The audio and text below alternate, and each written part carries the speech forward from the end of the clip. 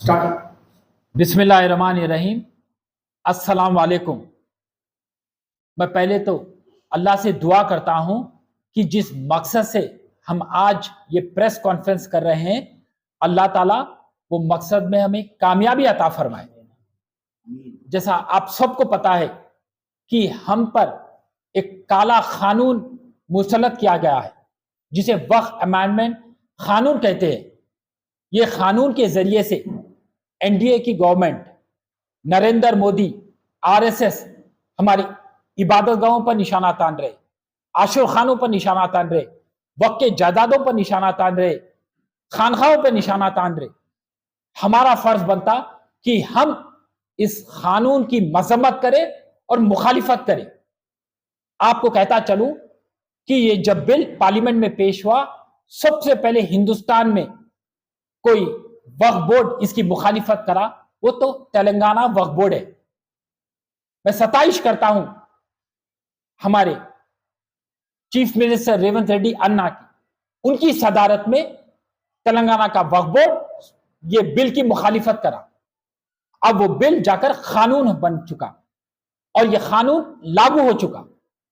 आप देखेंगे कि जब से ये कानून लागू हुआ, मध्य प्रदेश में, आसाम में, उत्तर प्रदेश में कई मदारिस शहीद हो गए, कई मदारिस बंद हो गए, मसाजिद शहीद हो गए।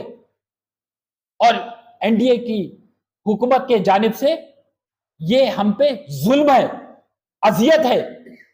तो वक्त की जायदाद अल्लाह की जायदाद होती है। हम इस कानून को लेकर एहतजाज करें, कई जलसे मुनक़िद करें और आगे भी इंशाल्लाह करने वाले। अपने आप में एक अहद कर लिए कि जब तक जान में जान है, हम ये कानून की मजम्मत करते हुए इसकी मुखालिफत करेंगे। और जब तक नरेंद्र मोदी इस कानून को वापस नहीं लेता, हम खामोश नहीं बैठेंगे। इसी मौजू को, इसी फिक्र को लेकर आज हम एक प्रेस कॉन्फ्रेंस कर रहे हैं। मैं राशिद खान, कांग्रेस का एक रुकून, बहैसियत मुसलमान पूरे मुसलमानों से गुजारिश करता हूं कि सलातुल हाजत 2 रकात नफिल नमाज अदा कीजिए। जुमे के दिन 1 अगस्त बाद नमाज जुमा आप ये 2 रकात नफिल नमाज अदा कीजिए। और आपकी नीयत ये रहना चाहिए कि ऐ अल्लाह, आप जल्द से जल्द आसमान से एक ऐसा फरमान जारी करो कि नरेंद्र मोदी, एनडीए की हुकूमत अपने घुटनों पे आ जाए और इस कानून को वापस ले ले। क्योंकि ये नमाज जमात के तहत पढ़ी नहीं जाती, आप तन्हाई में नमाज पढ़ सकते हैं। तो मैं पूरे मसाजिद के कमेटियों से गुजारिश करता हूं, इमाम मौजमीन से गुजारिश करता हूं कि अपने अपने मस्जिद में आप ऐलान कीजिए 1 अगस्त बाद नमाज जुमा ये नमाज किस तरीके से पढ़ी जाना चाहिए।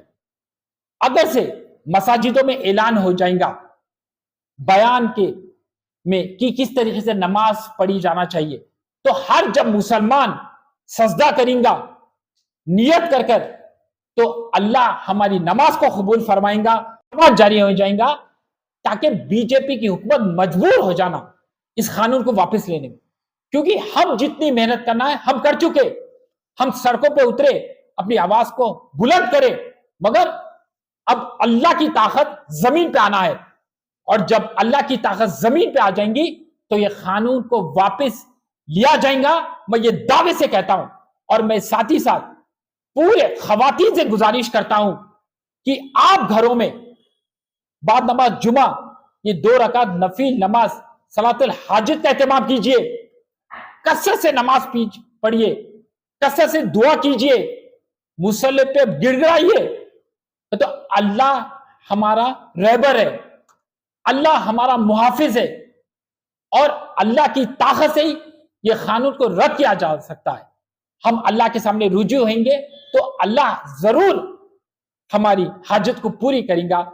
मेरा ये दिल से मानना है, जितने लोग के जबान पर कलमे इलाही है, मैं उनसे गुजारिश करता हूं, तुम्हें अल्लाह का वास्ता नमाज पढ़ो, اللہ سے دعا کرو کہ تو آج ہمارے مساجد خطرے میں ہے، وقت کے جائیداد خطرے میں ہے، فرقہ پرست طاقتیں ہمارا وجود مٹانا چاہ رہی ہے، ہماری شناخت مٹانا چاہ رہی ہے۔